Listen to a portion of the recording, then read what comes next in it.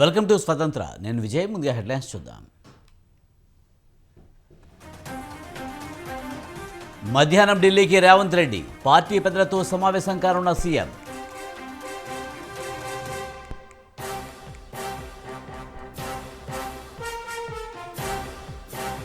కాసేపట్లో తెలంగాణ అసెంబ్లీ సమావేశాలు. విద్యుత్ రంగంపై శ్వేతపత్రం విడుదల చేయనున్న సర్కార్.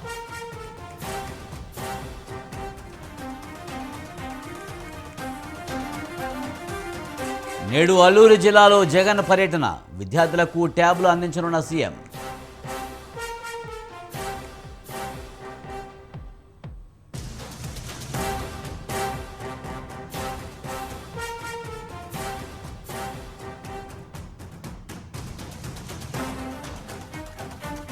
నేడు తెలంగాణలో నిరసనలకు బీజేపీ పిలుపు. ఉపరాష్ట్రపతికి రాహుల్ క్షమాపణ చెప్పాలని డిమాండ్.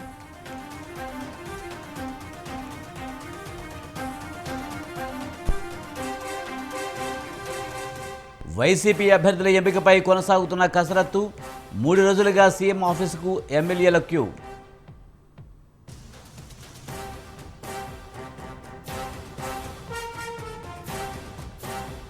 బిగ్ బాస్ విజేత పల్లవి ప్రశాంత్కు రిమాండ్. చంచల్గూడ జైలుకు తరలింపు.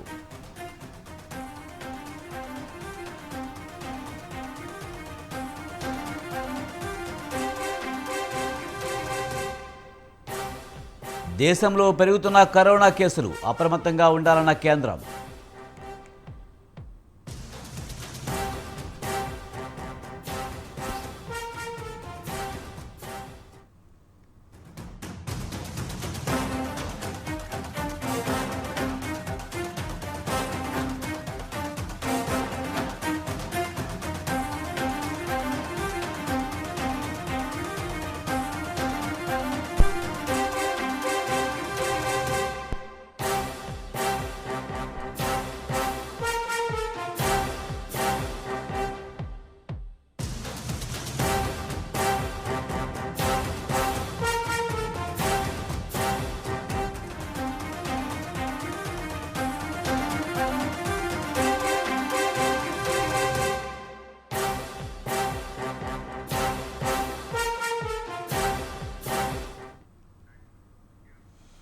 పెళ్లై వారం కాకముందే నవదంపతులు గోదావరి నదిలోకి దూకారు. పశ్చిమ గోదావరి జిల్లా సిద్ధాంతం వద్ద ఈ ఘటన జరిగింది.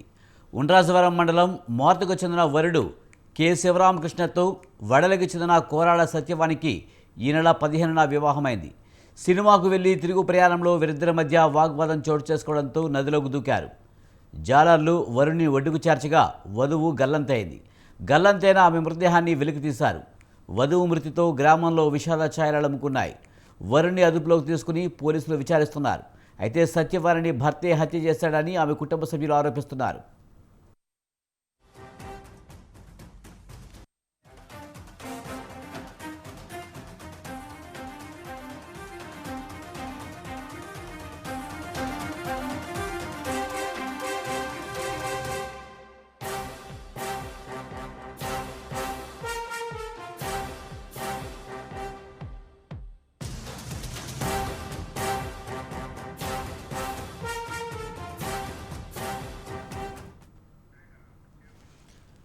పెళ్లై వారం కాకముందే నవదంపతులు గోదావరి నదిలోకి దూకారు. పశ్చిమ గోదావరి జిల్లా సిద్ధాంతం వద్ద ఈ ఘటన జరిగింది. ఉండ్రాజవరం మండలం మోర్తకు చెందిన వరుడు కె శివరామకృష్ణతో వడలకి చెందిన కోరాడ సత్యవానికి ఈ నెల 15న వివాహమైంది. సినిమాకు వెళ్లి తిరుగు ప్రయాణంలో వీరిద్దరి మధ్య వాగ్వాదం చోటు చేసుకోవడంతో నదిలోకి దూకారు. దీనిపై మరింత సమాచారాన్ని మా ప్రతినిధి సతీష్ అందిస్తారు. సతీష్, పశ్చిమ గోదావరి జిల్లాలో నవదంపతుల ఆత్మహత్యకు కారణం ఏంటి? Good morning Vijay. పశ్చిమ గోదావరి జిల్లా పెనుగొండ మండలం సిద్ధాంతం బ్రిడ్జ్ దగ్గర నుండి నూతన దంపతులు అంటే ఈ నెల 16వ తారీఖున వివాహం జరిగింది. 19వ తారీఖు మంగళవారం నాడు సినిమాకి అని చెప్పి రావులపాలెం వెళ్ళారు. అక్కడ సినిమాకి వెళ్ళి వచ్చే టైంలో మరి ఏ ఘర్షణ జరిగిందో ఏంటో అనేది ఎవరికి తెలియకోకుండానే ఇలా బ్రిడ్జి పైనుంచి అంటే సిద్ధాంతం బ్రిడ్జి పైనుంచి దూకడంతో చుట్టుపక్కల వాళ్ళందరూ కేకలు వేయగా అక్కడ మత్స్యకారులు కింద ఉంటున్న మత్స్యకారులు చూసి వెంటనే ఆ పడవల సాయంతో ఎదరికి వెళ్ళి ఎవరైతే కె శివరామకృష్ణ ఉన్నారో ఆయన్ని కాపాడటం జరిగింది. ఒడ్డుకి తీసుకొచ్చారు. కాకపోతే కోదాడ అక్కడికి చెందిన సత్యవానికి మాత్రం అక్కడ గోదావరిలో కొట్టుకుపోవడం జరిగింది. అదే ఈ రోజు ఉదయమే ఆవిడని కూడా మొత్తం అక్కడ ఆ రోజు నుంచి ఈ రోజు వరకు గాలింపులు జరుగుతూనే ఉన్నాయి. ఈ రోజు ఉదయమే సత్యవాణి బాడీ ట్రేస్ అవుట్ అయ్యింది. కాకపోతే ఈ నేపథ్యంలో వాళ్ళిద్దరూ సినిమాకి వెళ్ళారు. ద్విచక్ర వాహనం పైనే సిద్ధాంతం వంతెన పై నుంచి ఈ విషయం చోటు చేసుకుంది. ఇది గవర్నమెంట్ హాస్పిటల్ కూడా తరలించడం జరిగింది. కాకపోతే నిందుడు ఆయన ఎందుకు ఇలా జరిగింది, పెళ్ళయి 5 రోజులు కూడా కాలేదు, వీళ్ళ మధ్య ఏ విధమైన సంబంధాలు లేవని చెప్పి ఇంట్లో వాళ్ళు కూడా వాపోయారు. Right, thank you Satish.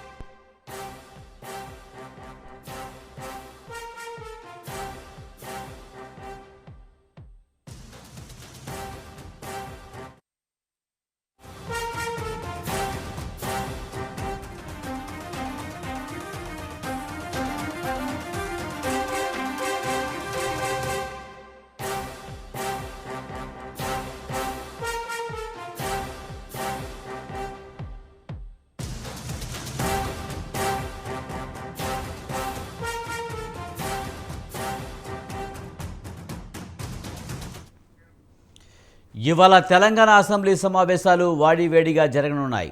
నిన్న రాష్ట్ర ఆర్థిక పరిస్థితిపై శ్వేతపత్రం విడుదల చేసిన ప్రభుత్వం ఇవాళ విద్యుత్ రంగంపై వైట్ పేపర్ రిలీజ్ చేయనుంది. నిన్న ఆర్థిక పరిస్థితిపై చర్చ సందర్భంగా సభలో మాటల యుద్ధం జరిగింది.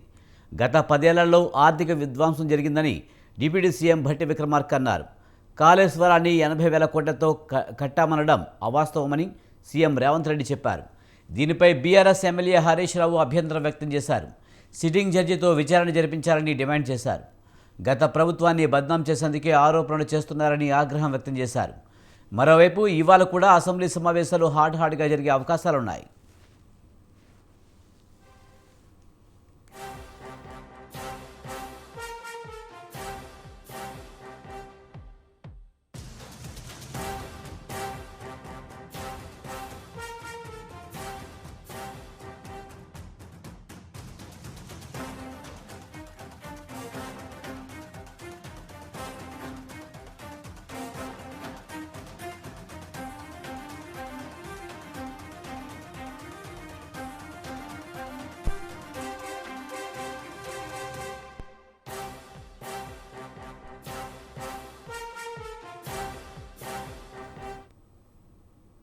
పదేళ్ల బీఆర్ఎస్ పాలనలో ఆర్థిక రాజకీయాలు జరిగాయని అధికార పార్టీ ఆరోపించింది.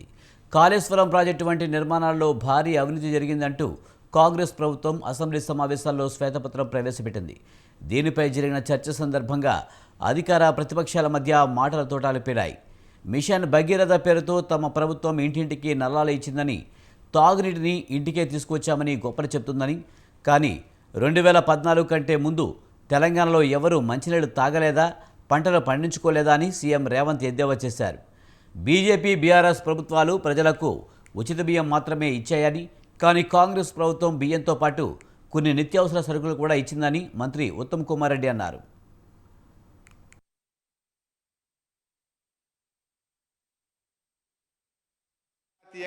జాతీయంగా అప్పులను కొలిచే విధానము డెట్ టు జిఎస్డిపి రేషియో. కానీ ఇందులో ఆ టేబుల్ ఎక్కడ కూడా చూపించకుండా డెట్ టు రెవెన్యూ రిసిప్ట్స్, అది కూడా ఒక కరోనా ఇయర్ 2021-22 కరోనా సంవత్సరాన్ని తీసుకొని దాని ప్రకారంగా ఇక్కడ చూపించేటువంటి ప్రయత్నం చేస్తున్నారు. వాస్తవానికి అధ్యక్ష, డెట్ టు జిఎస్డిపి రేషియో చూస్తే ఇది నా లెక్క కాదు అధ్యక్ష, రిజర్వ్ బ్యాంక్ ఆఫ్ ఇండియా ప్రకటించినటువంటి లెక్కలు. డెట్ టు జిఎస్డిపిలో చూస్తే అధ్యక్ష, అప్పులు తక్కువ తీసుకున్నటువంటి రాష్ట్రాల్లో కింది నుంచి మనం 5వ స్థానంలో ఉన్నాం. అంటే మనకంటే 22 రాష్ట్రాలు తెలంగాణ కంటే అప్పు ఎక్కువ తీసుకున్నటువంటి రాష్ట్రాలు ఈ దేశంలో ఉన్నాయి అధ్యక్ష. 2015-16 కాగ్ నివేదిక ఏమన్నది అధ్యక్ష? వారి దగ్గర, వారి ఆర్థిక మంత్రిగా పనిచేసిన వారి దగ్గర వివరాలు లేవా? దాంట్లో ఏం చెప్పిండ్రు వీళ్ళు? కాగ్ నివేదిక ప్రకారం ఆఫ్ బడ్జెట్ అంటే బడ్జెట్ లో రాని అప్పులను తీసుకొచ్చి ఆదాయంగా చూపించి మొత్తం బ్యాంకులను, ప్రభుత్వ వ్యవస్థలను తప్పుబట్టిండ్రు అని చెప్పి కాగ్ నివేదిక స్పష్టంగా ఈ రాష్ట్ర ప్రభుత్వాన్ని తప్పుబట్టింది. ఈ ప్రభుత్వం ఉద్దేశపూర్వకంగా ఆర్థిక సంస్థలన్నిటిని కూడా తప్పుదోవ పట్టించి అత్యధిక వడ్డీతో రుణాలు తీసుకొచ్చి ఈ రాష్ట్రాన్ని అప్పుల కూపంగా తయారు చేసిందని కాగ్ నివేదిక 2015-16లో ఇచ్చిన లేఖ అధ్యక్ష. ఇది దాదాపు 80,000 కోట్లు ఖర్చయిన కాళేశ్వరానికి 1,00,000 కోట్లకు ఇలా అవినీతి జరిగిందని చేసిన వీళ్ళ అవినీతి ప్రచారం గోబల్స్ గా పెద్ద ఎత్తున ప్రచారం చేశారు అధ్యక్ష. దురదృష్టవశాత్తు ప్రజలు కూడా కొంత నమ్మిండ్రు అధ్యక్ష. ఇవాళ నిజం నిలకడమే తెలుస్తుంది. తప్పకుండా ఇవాళ మీరు మేడిగడ్డ మీద వేస్తారా, సుందిల మీద వేస్తారా, సిట్టింగ్ జడ్జితో విచారణ తక్షణమే వేయండి. మేము రెడీగా ఉన్నాం. మా నిజాయితీ బయటకు వస్తుంది. మేము ఎలాంటి తప్పులు చేయలేదు కనుక నిజాలు ప్రజలకు తెలవాలంటే విచారణ జరపాలి, వెంటనే వేయాలని కూడా. అదేవిధంగా హరీష్ రావు గారు మీరు కొత్త ప్రాజెక్టులు మాట్లాడారు, ఎంక్వైరీ చేయండి అన్నారు. తప్పనిసరిగా చేస్తాము. చేసిన వాళ్ళకి శిక్ష పడుతుందని చెప్పి కూడా మనం చేస్తున్నా. ఎంత దుర్మార్గంగా జరిగిందంటే ఇరిగేషన్ శాఖ 90 to 95,000 crores మీరు ఖర్చు పెట్టిన తర్వాత కాళేశ్వరం ప్రాజెక్ట్ మీద కొత్త ఆయకట్టు జనరేట్ ఎంత అయిందండి? సిఏజీ రిపోర్ట్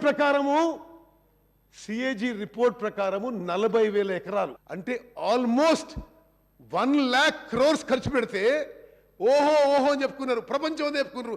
ప్రపంచంలోనే గొప్ప ప్రాజెక్ట్ చెప్పుకున్నారు. కొత్త ఆయకట్ created is only about 1 lakh acres. Palamuru రంగారెడ్డికి 25,000 కోట్లు ఖర్చు పెట్టారు. కొత్త ఆయకట్ క్రియేటెడ్ 0.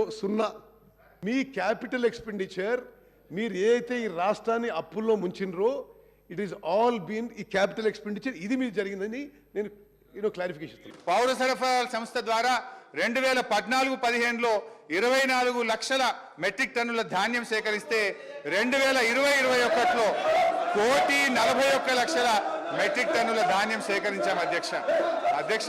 2014-15లో 3,392 కోట్ల విలువైన ధాన్యం మాత్రమే కొనుగోలు చేస్తే ఇప్పుడు అదే సంస్థ గత సంవత్సరం 27,037 కోట్ల విలువైనటువంటి ధాన్యాన్ని కొన్నది అధ్యక్ష. అంటే 483% వడ్ల కొనుగోలులో వృద్ధి సాధించిన అధ్యక్ష. 9 ఏళ్లలో రైతుల నుంచి 1,34,768 కోట్ల విలువైన ధాన్యాన్ని కొనుగోలు చేసిన అధ్యక్ష. ఇది నిజం కాదా అధ్యక్ష? అధ్యక్ష, అన్ని రకాల పంటలు కలిపి మేము అధికారంలోకి వచ్చినాడు కోటి మెట్రిక్ టన్నుల పంట దిగుబడి వస్తే ఇవాళ 4 రెట్ల అధ్యక్ష 4 కోట్ల మెట్రిక్ టన్నుల పంట దిగుబడి వచ్చింది అధ్యక్ష. సప్లై చేస్తున్న బియ్యం గురించి 5 కిలోలు కేంద్ర ప్రభుత్వం, కేవలం 1 కిలో బియ్యం గత ప్రభుత్వం సప్లై చేసిన విషయం కూడా నేను యావత్ తెలంగాణ ప్రజానికాన్ని గుర్తు చేస్తున్నా. ఈ 6 కిలోలు కూడా ఈరోజు 70-75% రేషన్ బెనిఫిషరీస్ ఎవరూ తినడం లేదు. వీళ్ళు ఎంత పొలిటిసైజ్ చేశారంటే సివిల్ సప్లైస్ కార్పొరేషన్ ఇంత ఇండెట్ ఉన్నా కర్ణాటక, తమిళనాడు రాష్ట్రాలు ఈ స్టాకులు మేము కొంత కొనుక్కుంటాం, నెలకి 2.5 లక్షల టన్నుల మీద బియ్యం కొనుక్కుంటుంటే స్టాక్ ఉన్నా సరే కేవలం పొలిటికల్ కారణాల వల్ల వారికి ఆ రైస్ అమ్మలేదనే విషయం కూడా నేను ఈ సభ దృష్టికి తీసుకొస్తున్నాను. మీరు సబ్సిడీ ఇవ్వరు రైస్ కింద, ప్రొక్యూర్మెంట్ కింద సెంట్రల్ గవర్నమెంట్ డిలే చేస్తుంది.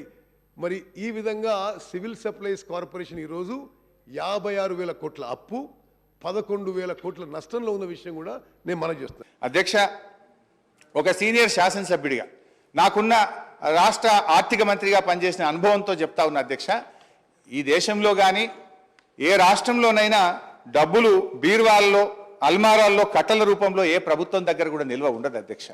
రూపాయి అనేటువంటిది ఖజానాకు రావడం పోవడం అనేటువంటిది ఒక నిరంతర ప్రక్రియ అధ్యక్ష. ఇది ఆర్థిక సూత్రం. ఈ చక్రం కదిలితేనే ఆర్థిక వ్యవస్థ ఆరోగ్యంగా ఉంటుంది. భారతదేశం ఏర్పడినప్పటి నుంచి ఇప్పటి వరకు ఏ రాష్ట్రంలోనైనా ఇలా ప్రభుత్వాలకు పన్నులు, పన్నేతర మార్గంలో ఆదాయం సమకూరుతుంది. ఇలా చిప్ప చేతికి ఇవ్వడం మనము దివాలా తీయడం అనేటువంటిది శుద్ధ తప్పు. అంటే 2014లో మేము అధికారంలోకి వచ్చినప్పుడు కూడా మేమేమో మాట్లాడలేదే, ఆ రోజు ఖజానా ఖాళీ అని మేమెక్కడ మాట్లాడలేదే. తెలంగాణని అగ్రగామి రాష్ట్రంగా నిలబెట్టాలనే తపనతో మేము పనిచేసినాం. రాష్ట్రం అంటే, ప్రభుత్వం అంటే డబ్బులు అలమారులో ఉంటాయి అంటలేను, కానీ జీతాలు 1వ తారీఖు ఇయ్యలేనటువంటి ఆర్థిక పరిస్థితిని, రాష్ట్రంలో ఆర్థిక పరిస్థితి గురించి చెప్తే ఎందుకు ఆర్భాడతలేదు.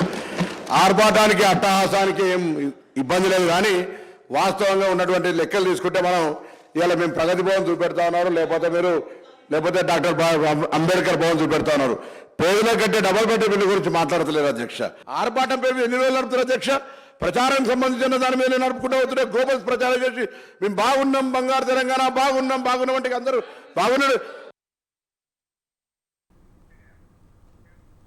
సీఎం రేవంత్ రెడ్డి ఢిల్లీ వెళ్లనున్నారు. అక్కడ జరగనున్న కాంగ్రెస్ వర్కింగ్ కమిటీ సమావేశంలో ఆయన పాల్గొంటారు. తెలంగాణ కాంగ్రెస్ కేబినెట్ విస్తరణపై కూడా అధిష్టానంతో చర్చించనున్నారు. డిసెంబర్ 7న రేవంత్తో సహా 12 మంది మంత్రులు ప్రమాణ స్వీకారం చేసిన కొన్ని కీలక వర్గాలకు కేబినెట్లో ప్రాతినిధ్యం లభించలేదు. పలు వర్గాలకు కేబినెట్లో స్థానం కల్పించడంతో పాటు సీఎం వద్ద ఉన్న ముఖ్య మంత్రిత్వ శాఖలు పలువురికి కేటాయించాల్సి ఉంది.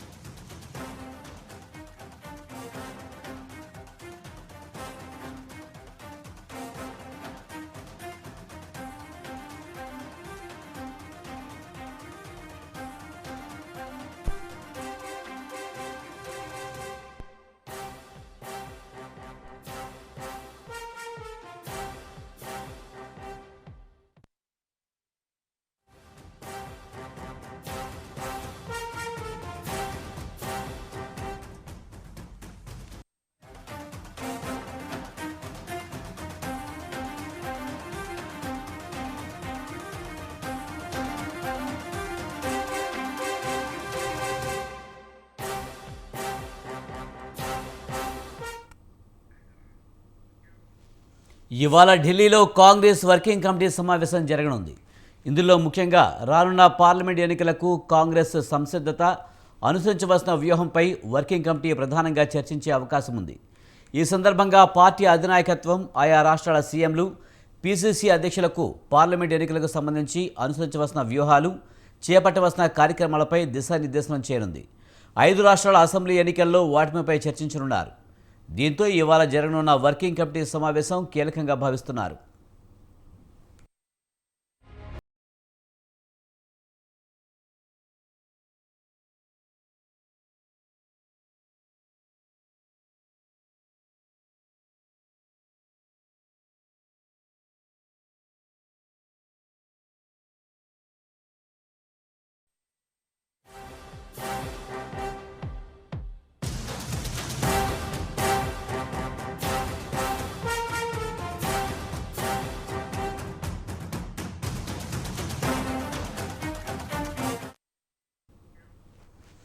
నేడు తెలంగాణ వ్యాప్తంగా బీజేపీ నిరసన కార్యక్రమాలకు పిలుపునిచ్చింది. కాంగ్రెస్ నేత రాహుల్ గాంధీ రాజ్యసభ చైర్మన్, ఉపరాష్ట్రపతిని అవమానిస్తూ చేసిన వ్యాఖ్యలకు వ్యతిరేకంగా రాష్ట్ర వ్యాప్తంగా నిరసన కార్యక్రమాలు చేపట్టనున్నారు. మండల జిల్లా కేంద్రాలతో పాటు రాష్ట్ర వ్యాప్తంగా బీజేపీ ఆధ్వర్యంలో శాంతియుతంగా రాహుల్ గాంధీకి వ్యతిరేకంగా నిరసన ర్యాలీలు చేపట్టనున్నారు. 5 రాష్ట్రాల్లో జరిగిన ఎన్నికల్లో పరాజయాన్ని జీర్ణించుకోలేని పరిస్థితుల్లో ఉద్దేశపూర్వకంగానే ఉపరాష్ట్రపతిని కించపరిచారని బీజేపీ నేతలు ఆరోపిస్తున్నారు.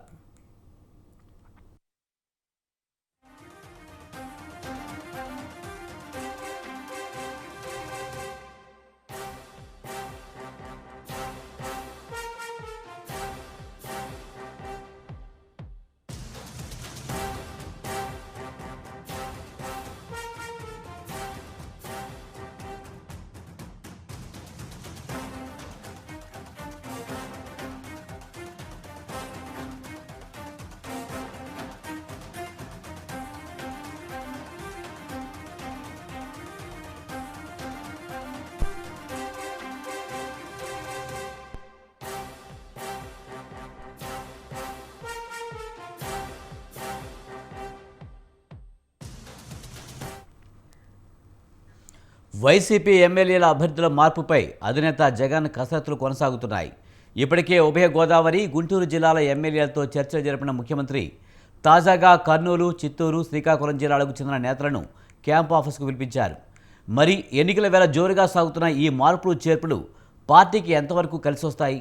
దీనిపైనే ఇప్పుడు పొలిటికల్ వర్గాల్లో చర్చ నడుస్తోంది.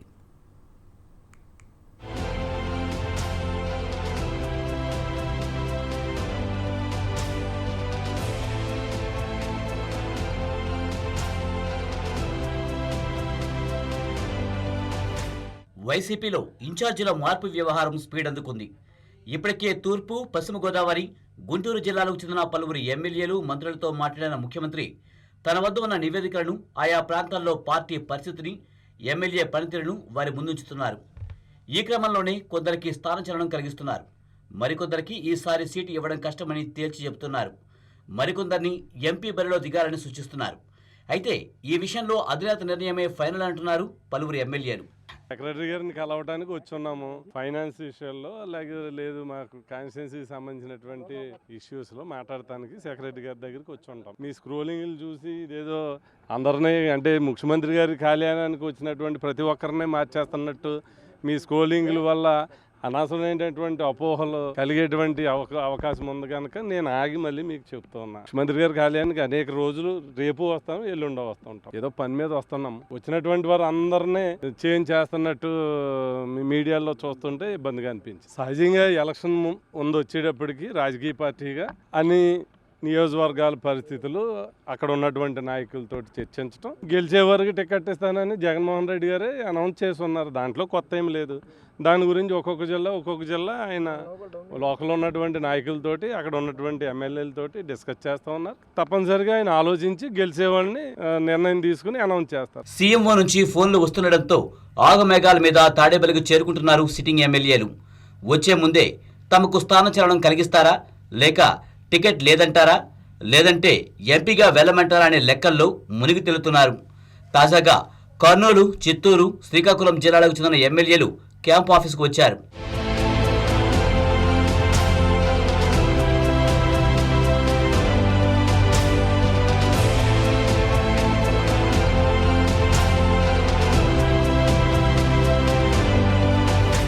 తాడేపల్లికి వచ్చిన వారిలో ఎమ్మెల్యేలు బిజేందర్ రెడ్డి, నవాజ్ పాషా, బియ్యపు మధుసూదన్ రెడ్డి ఉన్నారు. ఈసారి అసెంబ్లీ బరిలో దిగుతారని భావిస్తున్న ప్రస్తుత సిట్టింగ్ ఎంపీ మార్గాని భరత్ సైతం సీఎం ఆఫీస్కు వచ్చారు. ఇక మైలవరం ఎమ్మెల్యే వసంత కృష్ణ ప్రసాద్కు సైతం సీఎంఓ నుంచి ఫోన్ కాల్ వెళ్ళినట్లుగా తెలుస్తుంది. కానీ ప్రస్తుతం తాను రాలేనని, మరో రోజు వస్తారని చెప్పినట్లు వార్తలు వస్తున్నాయి.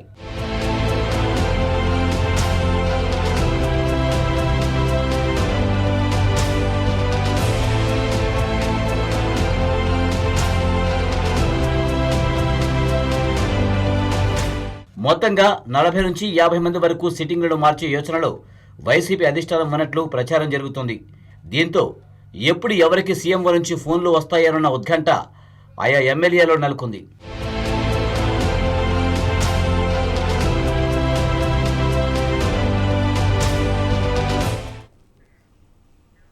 తెలంగాణలో కరోనా కొత్త వేరియంట్ JN.1 పట్ల జాగ్రత్తలు పాటించడం మంచిదని వైద్యులు చెబుతున్నారు.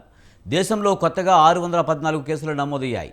తెలంగాణలో కొత్త వేరియంట్ పాజిటివ్ కేసులు క్రమంగా పెరుగుతున్నాయి. నిన్న మరో 6 పాజిటివ్ కేసులు నమోదైనట్లు వైద్యశాఖ తెలిపింది. ప్రస్తుతం కరోనాకు చికిత్స పొందుతున్న వారి సంఖ్య 14కు చేరుకుంది. కాగా కొత్తగా నమోదైన కేసులన్నీ హైదరాబాద్లోనే నమోదు కావడం గమనార్హం. దీంతో ప్రజలు కరోనా జాగ్రత్తలు పాటిస్తూ అప్రమత్తంగా ఉండాలని వైద్యాధికారులు హెచ్చరిస్తున్నారు.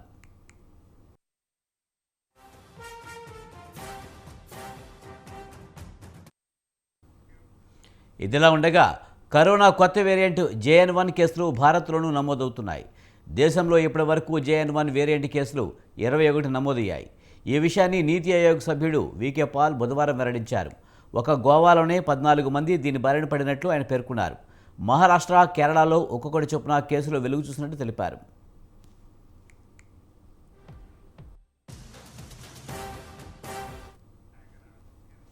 దేశంలోని పలు ప్రాంతాల్లో కరోనా కేసులు అధికమవుతున్న నేపథ్యంలో కేంద్రం అప్రమత్తమైంది.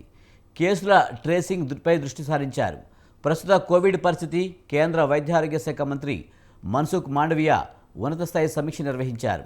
కరోనా వ్యాప్తి, దాని కట్టడికి తీసుకోవాల్సిన చర్యలపై సంబంధిత అధికారులతో చర్చించారు. కొత్త వేరియంట్ను ఎదుర్కొనేందుకు సిద్ధంగా ఉన్నామని కేంద్ర మంత్రి తెలిపారు.